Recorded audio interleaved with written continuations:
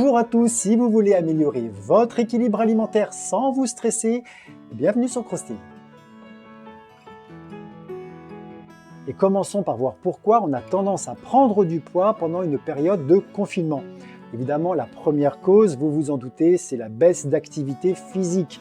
Pour une femme, moins 350 kcal en moyenne, pour un homme, moins 450 kcal. Alors ce qui est énorme, puisque ça représente entre les 2/3 et les 3/4 d'un repas. Deuxième chose, les achats. Vous avez remarqué qu'il n'est pas toujours facile de faire ses courses, surtout en ce moment, et à l'heure où je vous parle, c'est même très compliqué. Par ailleurs, le stress, l'angoisse, l'anxiété sont autant de tensions psychiques que la personne va vouloir compenser au travers de son alimentation. À ça, vous rajoutez le manque d'activité physique, le manque de sport et le manque de loisirs qui sont habituellement autant d'exutoires et qui permettent à la personne de faire baisser naturellement ces tensions psychiques. Enfin, il y a également l'ennui qui peut générer du grignotage et la recherche de plaisir immédiat qu'on n'a pas forcément au travers d'autres loisirs et qu'on aura par contre dans l'alimentation. Et enfin, dernier point qui me semble important, chez certaines personnes, c'est la baisse du sens du soin de soi. C'est-à-dire qu'on n'a pas forcément envie de prendre soin de soi dans une période où on aurait vite tendance à se laisser aller.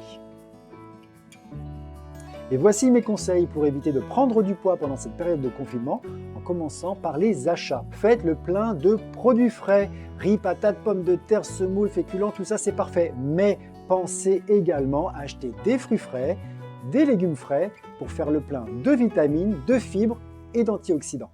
Un petit conseil, limitez l'achat des choses que vous avez tendance à grignoter habituellement.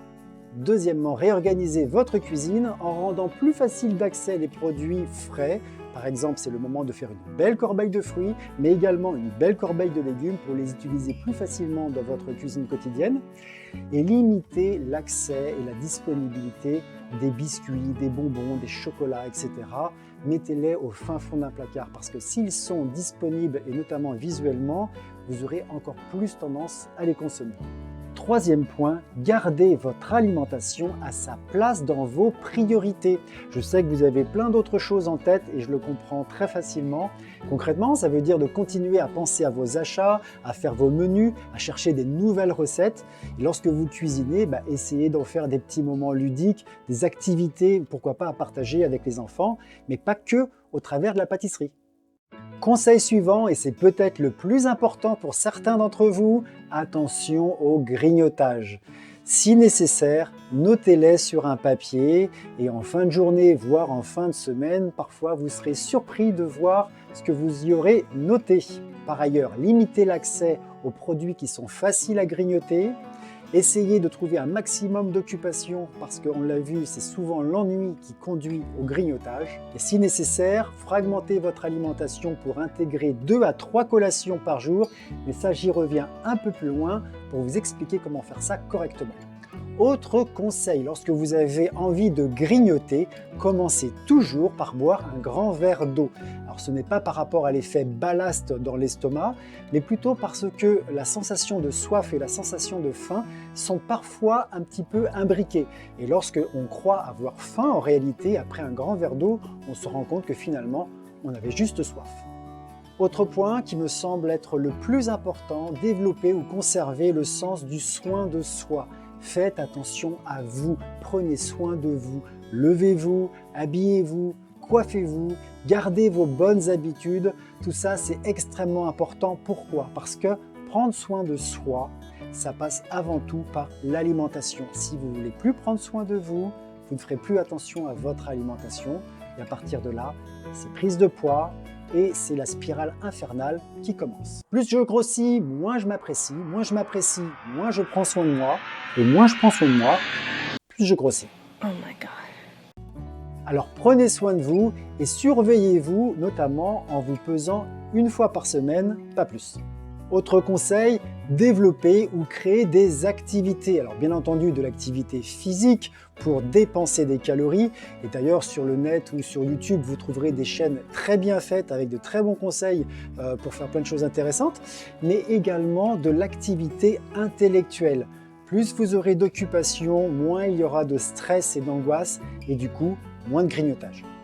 Côté nutrition, mon premier conseil, essayez de garder de la régularité dans vos repas.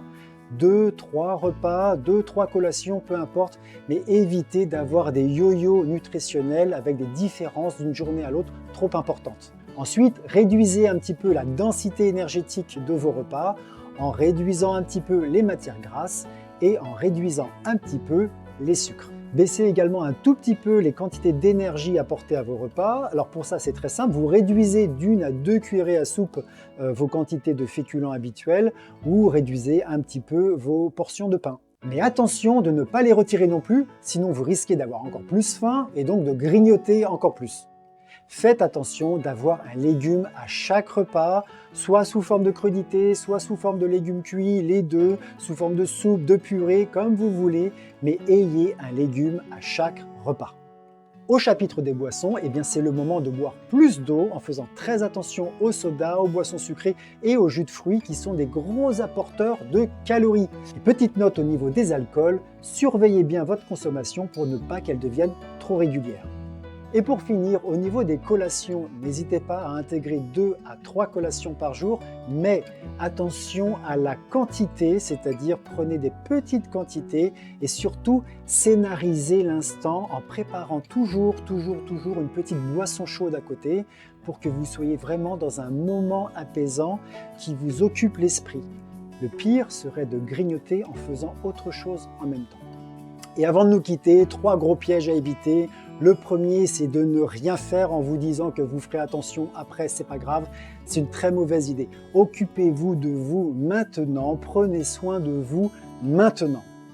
Deuxième piège, vouloir bien manger. C'est parfait d'être ambitieux, mais est-ce que actuellement ce sont les bonnes conditions pour le faire? J'ai un petit doute. Donc faites attention de ne pas vous mettre de pression, sinon vous risquez de créer encore plus de stress complètement inutile actuellement. Et enfin, troisième piège à éviter, vouloir perdre du poids en faisant un régime maintenant. Déjà, les conditions ne sont pas les bonnes et vouloir faire un régime est toujours une mauvaise idée, que ce soit maintenant ou plus tard. Je vous conseille plutôt de repenser votre alimentation et de corriger ce qui vous fait grossir. Voilà, maintenant, vous savez quoi faire pour éviter de prendre du poids pendant une période de confinement. Je vous souhaite beaucoup de courage et je vous dis à bientôt pour de nouvelles vidéos. En attendant, prenez soin de vous en prenant soin de votre alimentation.